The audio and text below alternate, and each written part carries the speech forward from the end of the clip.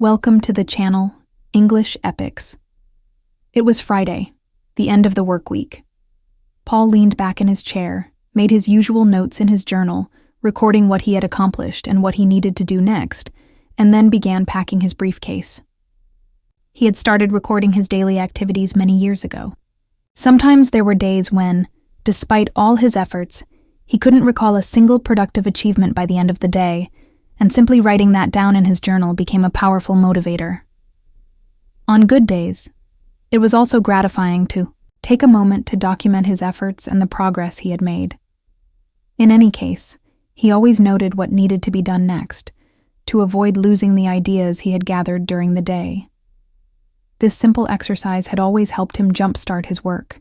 The next morning, Jerry poked his head through the door and said, "Paul, a bunch of us are getting together for drinks and a bite to eat.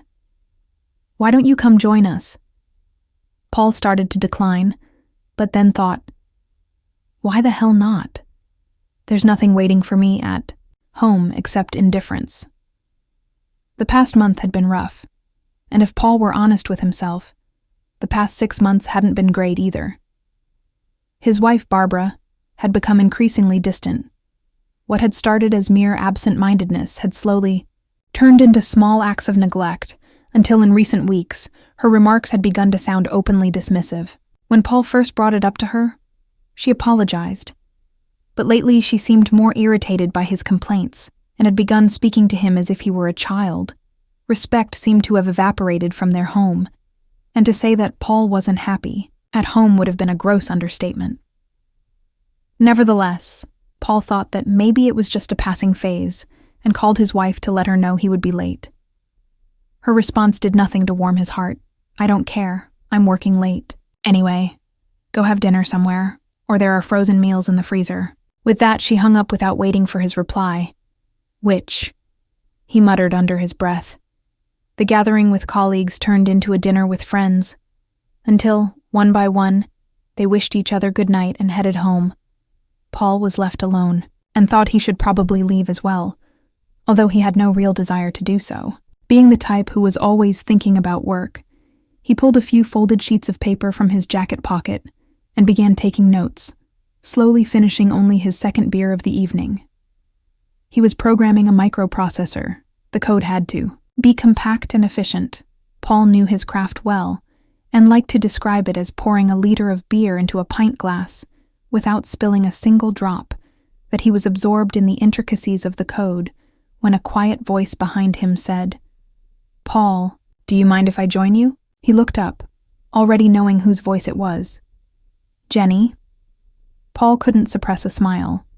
They had worked together for over a year, and Jenny was a smart woman with a kind heart, that he found her kindness universal. And, to be honest, a little vulnerability about her that he genuinely liked. When she entered a room, a subtle warmth seemed to follow her, and she was exactly the kind of presence he needed at that moment. "I thought you had left," he said. "Well, I went to the ladies' room, and then I saw you sitting here alone." Pointing to the chair across the table from him, he said, "Please, I wouldn't mind a little company." Jenny didn't take the chair he offered. Instead, she sat down in the chair next to Paul, looking into his eyes and then leaning in slightly, deliberately closing the distance so she could glance at his notes. She asked, "What are you working on?" Paul smiled sheepishly. "Just a fragment of code for this processor. We're trying to do too much at once." Jenny smiled. She knew about Paul's talents. "If anyone can pull it off, it's you." Paul chuckled briefly. Lately, he wasn't used to hearing many compliments. "Well, we can't let them think it's too easy, can we? Management needs to see that we can handle the toughest challenges. The impossible just takes a little longer." And so they spent the next hour. They talked about work, shared a few unflattering remarks about company management, whom they still largely respected. And then, without much ceremony, Jenny steered the conversation toward their personal lives. She spoke about her parents' and older brother's weddings, and gently tried to get Paul to open up. You see, Jenny knew more than she let on that it was past 8, when the conversation began winding down. Paul finished his glass of tonic with lime He had switched from beer earlier, not wanting to drink anymore. And Jenny realized it was now or never. She wasn't experienced in these things and felt torn, because Paul was a married man, but she was determined to try.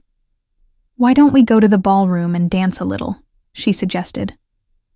Paul gave her a strange, embarrassed look. Then Jenny added, "Maybe afterward you could drive me home." She was a shy young woman, and this was the boldest move she had ever made.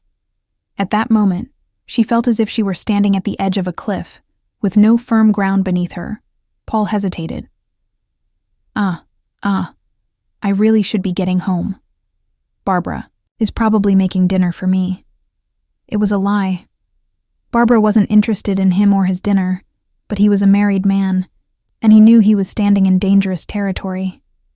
Jenny tilted her head and murmured, "I just thought that maybe, after what Barbara told me, you might want to spend a little time with me." That single statement hit Paul like a heavyweight boxer's punch. "What do you mean, after what Barbara told you?" Jenny looked at him, sadness and embarrassment in her eyes. "It's just, I saw her last Tuesday when I was out with some friends, and she explained to me how the two of you had an arrangement." "An arrangement? What arrangement?" Now Jenny looked not only embarrassed but also confused. "I saw her with a man I didn't recognize, and it surprised me because she wasn't exactly behaving the way a wife usually does. She noticed me looking at her, so she came over and explained that you knew about it, that you had one of those open marriages." Paul was stunned. What exactly was she doing that wasn't wife-like? Jenny was feeling increasingly uncomfortable.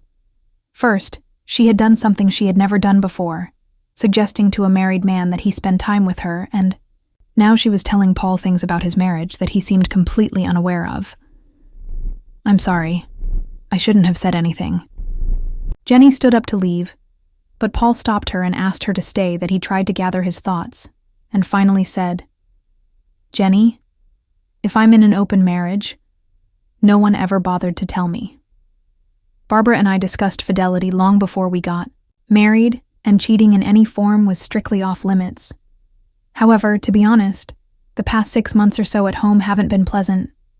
I've been trying to piece everything together, trying to understand what went wrong, and I think you might have given me a missing piece of the puzzle that is my wife cheating on me." It was a terrible burden to place on Jenny's shoulders. Paul deserved the truth, but Jenny's knowledge was, at best, circumstantial, and she didn't want to destroy his marriage with unfounded accusations. Still, the dancing, the affection, and the teenage-style kisses she had witnessed left little room for doubt. "I don't know," she said carefully, "but if I had a husband behaving the way she did, he wouldn't stay my husband for long." Paul was lost, in thought, unsure which direction to take. This new information began to make sense of the last few months. Barbara was having an affair, and it was consuming all her waking hours that in oh wonder she no longer had time for her husband. Her mind was occupied by another man. Paul slammed his fists on the table. "Which?" This time it wasn't quiet, Paul shouted, and everyone in the room heard it. Jenny flinched, her eyes filling with tears. "Oh no, not you! Not you!" Paul exclaimed. He knew what he had to do. Standing there, facing the room, and seeing everyone staring at him, he spoke loudly enough for all to hear. "Sorry, everyone. My friend here just gave me some bad news." Then, turning to Jenny, who looked stunned, he continued, "She's a wonderful woman and a good friend. I didn't mean her. I would never mean her, you know that, Jenny, don't you? I would never call you that." Jenny nodded, tears now streaming down her cheeks. She was mourning for her friend and the pain he was feeling. Paul sat down and took Jenny's hands in his. "You know I would never call you that, right? You're a sweet, wonderful woman, and I'm honored to call you my friend." Now Jenny smiled through her tears and leaned in to hug him. Wiping her face, she asked, "What are you going to do?" Paul had never imagined himself facing anything like this. "I don't know. I could confront her, but would she even tell the truth?" Jenny slowly shook her head. "Anyone who cheats will lie," she thought. Maybe I should hire a private investigator. But how much would that cost? He fell into deep thought. My God, could she have brought him into our home? Paul couldn't tell whether he was thinking rationally or letting his imagination run wild. So he forced himself to steady his breathing, all the while wondering if there could be another explanation. For a while, they sat together, talking and thinking, but they reached no real conclusions. Eventually, it was time to leave, and they walked out together. Paul, I'm ashamed of what I said earlier, Jenny said. Paul was puzzled. About what? He honestly couldn't recall anything Jenny had said that might have offended him. There was deep embarrassment in her voice. I invited you to my home that I've never done that before with a married man, that it's just. She couldn't finish the sentence. Paul embraced Jenny and whispered in her ear, That was the sweetest compliment I've ever received, and the greatest temptation. He stepped back to look at her. If Barbara is cheating on me, I will file for divorce that I won't live with a cheater. He gave a sad smile. If I end up alone, you better be ready, because I'll come for you. You are, without a doubt, the kindest woman I've ever met, that you're smart, funny, and you have a big heart, that it's a shame I didn't meet you sooner. It was a strong admission, but deep down he knew that the story Jenny had told him was true. Still feeling the weight of being a married man, he kissed her gently on the forehead, cast one last sorrowful glance at the woman who cared for him more than his own wife, and walked to his car. Paul sat in his car for a few more minutes, thinking about what he had learned. Everything was falling into place. The constant distraction, her attitude toward him, and now this new revelation. It all fit together like an obscene puzzle. Would he confront her, spy on her, or simply ask her outright? He wanted certainty. At that moment, doubt was as much his enemy as his wife's behavior. He drove home, paying little attention to the road, trying to decide what to do about Barbara. Was he sure she was cheating? A husband doesn't want to believe what his own mind tells him. How could he find out?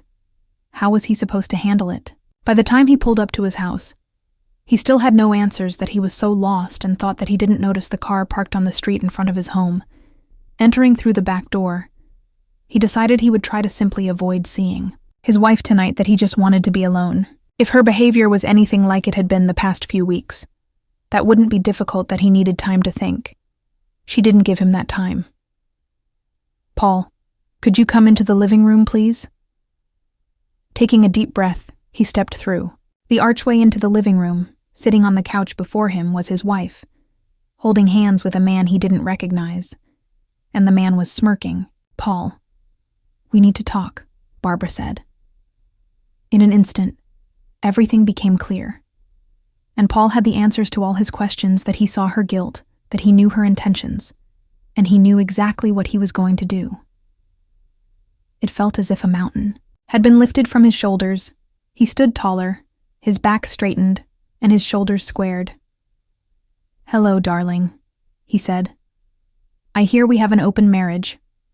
Imagine my surprise. It isn't hard to guess what happened next. Paul went through the divorce in a way he could never have imagined before, that he now saw Barbara in an entirely new light, and it was not a flattering one. For her part, she was deeply hurt by how quickly and easily Paul erased her from his life. She had long lived under the illusion that she loved two men, and the collapse of that dream left a lasting mark on her life. It was a simple divorce. At that point, they had no children. There was nothing much to divide in the small house where they had only just started building a life together. She took what she wanted from the few possessions they had. They split their modest savings, and that was the end of it. Paul would never forget that terrible night. The night his world collapsed, and he found his freedom. 6 months later, shortly after the divorce was finalized, Paul approached Jenny and asked, Jenny, would you like to go out to dinner and maybe dance a little this weekend? For many years to come, he would remember the same 1,000-watt smile she gave him, and he would never grow tired of it. Don't judge Jenny too harshly. Pursuing married men was never her way. She saw a man she admired, and decided he deserved better. Once Paul was free, Everything fell naturally into place. Thanks, Ye. You for being with us. And if you're one of those who watches silently, just leave a like. It helps new stories come to light.